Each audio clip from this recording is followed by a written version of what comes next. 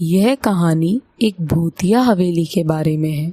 यह हवेली राजा महाराजा के समय में बनाई गई थी, लेकिन पिछले 18 सालों से इस हवेली में आज तक कोई भी रहने नहीं आया, क्योंकि लोगों का कहना था कि इस हवेली में भूत प्रेत का साया है।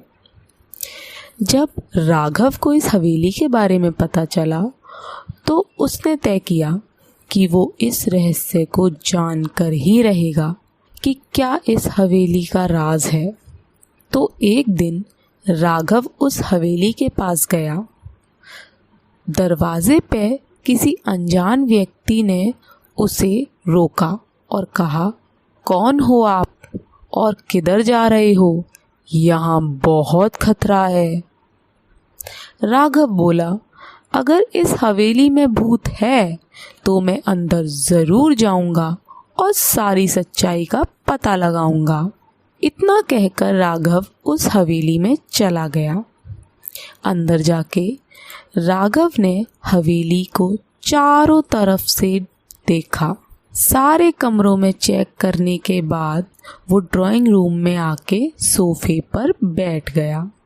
तभी अचानक उस रूम की एक बल्ब बार बार चालू बंद होने लगा, लेकिन राघव ने उस पर ध्यान नहीं दिया। थोड़ी देर बाद दूसरा बल्ब भी चालू बंद होने लगा और इसके बाद उस कमरे के सारे बल्ब चालू बंद होने लगे और राघव के सामने एक बहुत डरावना साया खड़ा हो गया। उसे देखकर एक पल को राघव का बहुत बुरा हाल हो गया।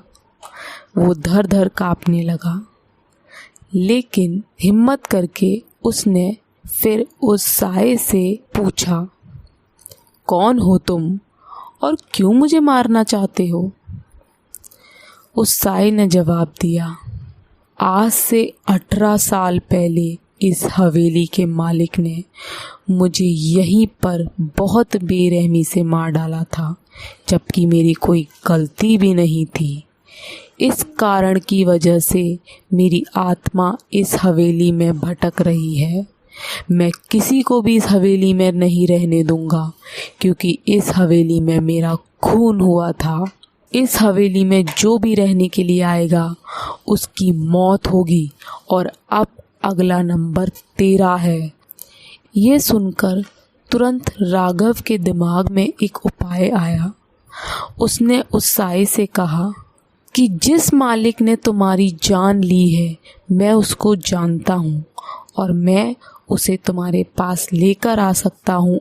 तुम मुझसे अपना बदला ले सकते हो। राघव की ये बात सुनकर वो साया उसकी बातों में आ गया और उसने राघव को वहाँ से जिंदा जाने दिया। राघव हवेली से जिंदा बाहर आ गया और जो दरवाजे पर उसे आदमी मिला था वो राघव को जिंदा देखकर एकदम चौंक गया कि ये कैसे हुआ।